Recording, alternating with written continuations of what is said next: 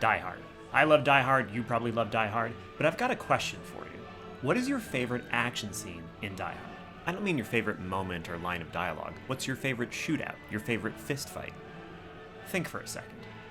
Are you having trouble coming up with anything? See, even though Die Hard is an absolutely perfect action movie, it doesn't, arguably, have any really amazing action scenes in terms of choreography or spectacle. There's no Oldboy hallway hammer fight, there's no hard-boiled tea room shootout, no Bullitt chase scene.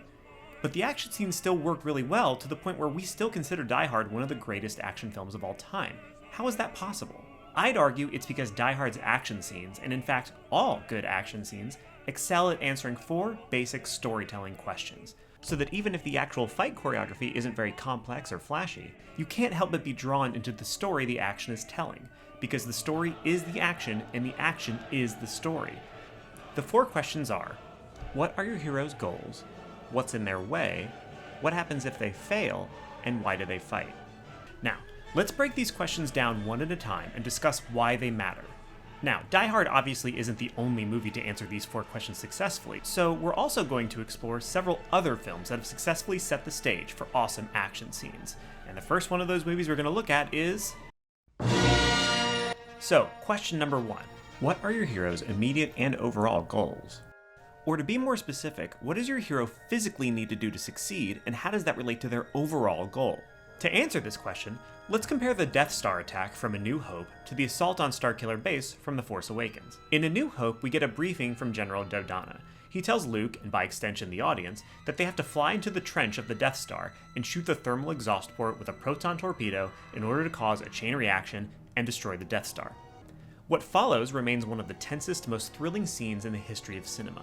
I've watched A New Hope at least a dozen times, and my fingers still clench up as Darth Vader slowly picks away at the members of Rogue Squadron who are helpless to defend themselves as they speed toward the exhaust port. Now, on the surface, there's arguably not a lot that's thrilling in this scene. Sure, the special effects are great and everything, but you're basically just watching 2 groups of ships fly forward in a straight line. On paper, it might even seem boring. But it's not. And one of the big reasons that it's not is because of how simply and clearly it answers the first question of an action scene. What is the hero trying to do? Or in other words, does the audience have a clear understanding of what needs to happen for the good guys to win? The Rebels' overall goal is to destroy the Death Star, but we fully understand the specific physical action they must succeed at in order to reach that goal. During every single moment of the Death Star scene, you know exactly what Luke and Rogue Squadron are attempting. All they need to do is get close enough to the thermal exhaust port to fire off a torpedo, and then they're safe. So when Vader and his thugs come behind them and start picking them off, it becomes a terrifying race against time. Can they get to the port and lock on before Vader picks them off? They can't pull up because then they'd lose the lock on the exhaust port, and they can't turn to avoid the TIE fighters because there's nowhere to turn to. Through the targeting computers on the X-Wings, we can see how tantalizingly close they are to the exhaust port, while through Vader's, we can see how close he is to locking onto them and blowing them all away. The audience has complete information about what all the characters need to do in order to achieve their own goals.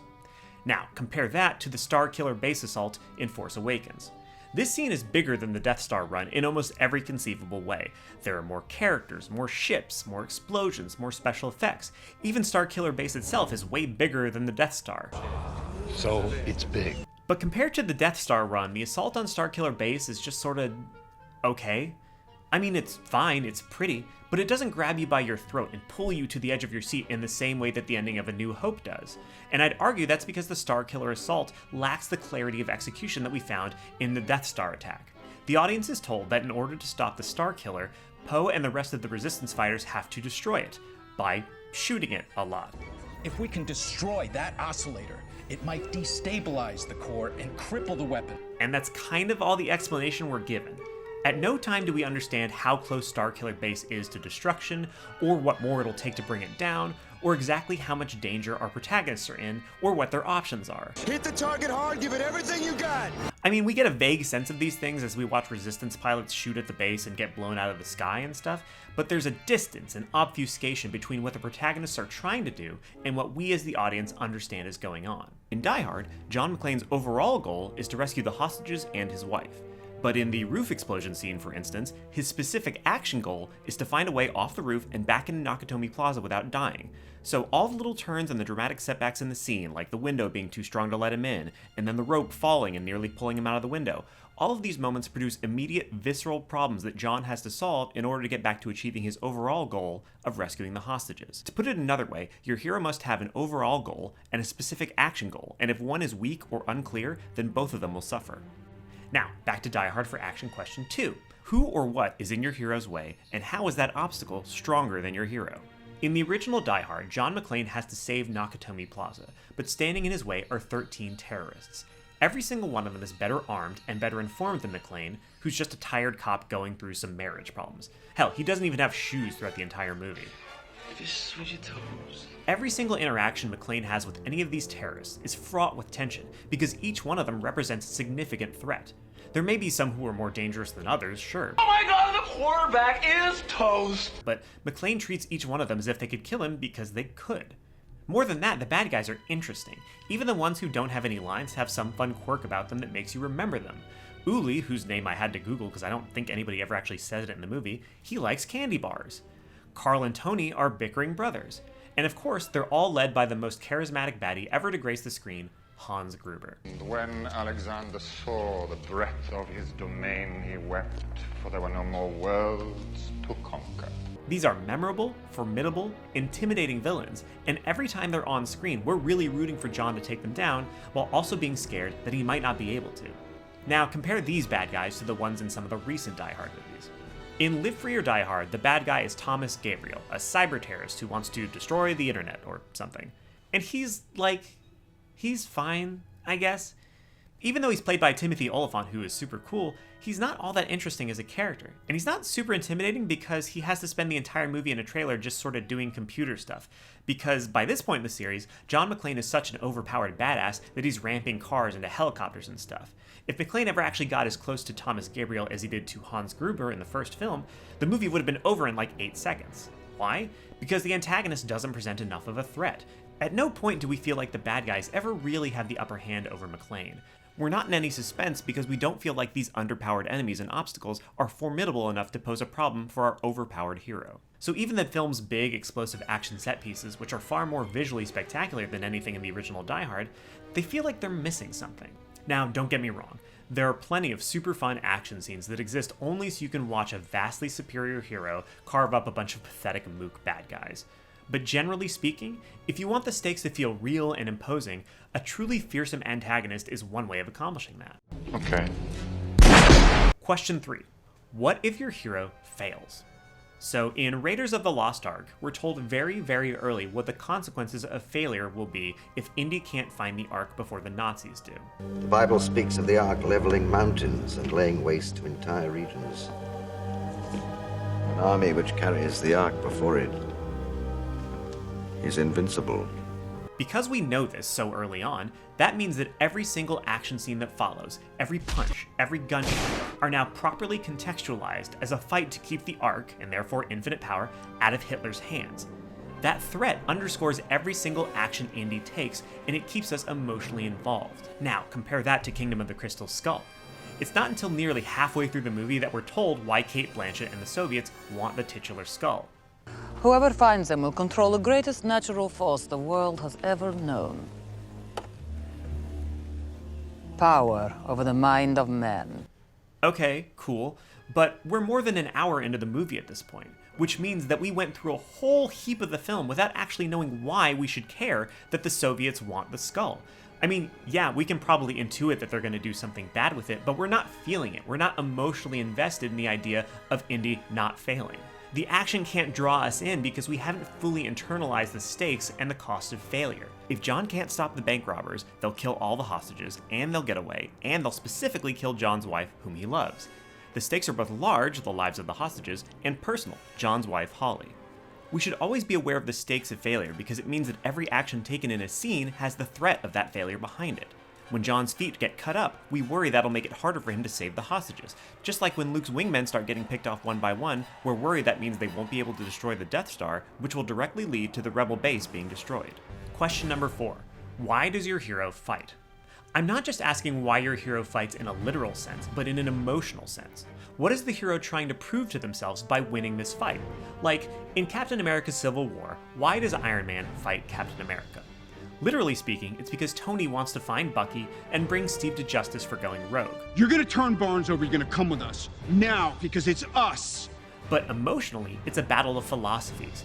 Tony believes superheroes shouldn't just be allowed to do whatever the hell they want to do, while Steve believes that doing the right thing and doing the legal thing aren't always the same. In other words, every great action scene provides a clear external conflict for your hero and a great internal conflict. So, why does your hero fight? Let's look at a movie that answers this question poorly, The Matrix Reloaded, specifically the scene where Neo fights a bajillion Smiths. So, Neo fights Agent Smith and a bunch of his clones, but why are they fighting? What does Neo want here? It doesn't seem like he's fighting to survive because he's handling them all fairly easily. He's not trying to escape, and it doesn't seem like he's trying to kill any of them because none of them die. And he doesn't have anything to prove emotionally. He already knows that he's the one, and beating up a bunch of Smiths isn't proving anything he doesn't already know. So why is he fighting? We know why Smith is fighting. It's because Neo humiliated him in the last movie, and he's desperate to get some of his pride back. Smith actually has a really clear motivation, which is probably why he's the only character in the latter two Matrix movies who's really fun to watch. But he's not the character we're asked to identify with. That character is Neo. And Neo, well, it feels like he could just fly away at any time, which is exactly what he does at the end of the scene. Instead of being a thrilling climax to the scene that's earned and built up to, it just kind of comes off as arbitrary. Now, compare that fight to the subway fight from the first Matrix film. In this scene, Neo has a clear reason for fighting. Part of it is his own survival. Smith is way stronger than Neo, and Neo wants to, not die. But Neo's internal motivation is about fear. Neo knows that if he runs from Smith, he'll be running for the rest of his life. He needs to finally confront this agent that's terrified him for the entire film. Only by confronting this fear will Neo prove himself worthy of being the one. What is he doing? He's beginning to believe. Every single blow that Smith and Neo exchange in this fight has meaning. When Smith beats up Neo so badly he begins to cough up blood, Neo and the audience can't help but wonder, did he make the right choice? Is he truly the one, or should he have just run away when he had the chance? And then when Neo finally kills Smith, it's a wonderful moment of catharsis. He is not Thomas Anderson. His name is Neo, and he's the first person to ever kill an agent in hand-to-hand combat. Because we know why Neo is fighting, we can get more emotionally involved in the fight itself. Again, to bring this back to Die Hard, John McClane has an external motivation for beating up bad guys. He's a cop and they're bank robbers, but more importantly, he has an internal motivation. He needs to save his wife so that he can tell her how he truly feels. He's shooting his way through German bank robbers primarily so he can get to his wife, apologize, and ask for another chance in their marriage. It's that motivation that's a large part of keeping John human, grounded, and relatable. It's why he's somebody that you want to root for. Now, even though these 4 questions don't even come close to fully explaining what makes an action scene work or not work, maybe ask yourself these questions when you're sitting through an action scene that sort of just has you checking your watch. Because when an action scene can give spectacular answers to these questions, it can elevate not just the action sequence itself, but the entire film surrounding it, because action scenes are storytelling. The shootout at the end of The Wild Bunch tells the story of 4 killers knowing that they'll never find redemption, but trying just the same. Every fight in John Wick tells the story of what a retired killer will do when Theon Greyjoy takes the only thing he ever cared about. The chase at the end of Mad Max Fury Road physically portrays the struggle between surviving versus actually living for something. Hell, the entirety of Fury Road is about telling story and conveying character through action. Now granted, I've also kind of cheated here by picking bad action scenes from movies that we'd all generally agree are bad, and good action scenes from movies that we generally agree are good. But there's a reason that the pod racing scene works so well in episode 1, even though it's not a great movie. What does Anakin want to do? Win the pod race. What's in his way? The other racers and an engine that Sebulba sabotaged without Anakin's knowledge. What happens if he loses? Qui-Gon, Padme, and Obi-Wan will be stranded on Tatooine. Why is he racing? To prove that he's got a great destiny. And there's also a reason that the final action scene of Casino Royale kinda doesn't work even though the rest of the movie is super good. What is Bond's goal? To kill Vesper, or rescue her, or both? It's not super clear. What's in his way? Some mooks that we've never seen before and just don't care about? What happens if he fails? Vesper gets away with the money. That tracks. Why is he fighting? Because Vesper betrayed him, and he's emotionally lashing out like the man-child that he is. So 2 out of 4 questions have solid answers for this scene, but it's not quite as involving as it could be. The rules of great storytelling and the rules of great action are often the same rules. So feel free to pitch your protagonist against overwhelming odds, give them something difficult to achieve, make the cost of failure really high, and give them a personal reason to care about succeeding.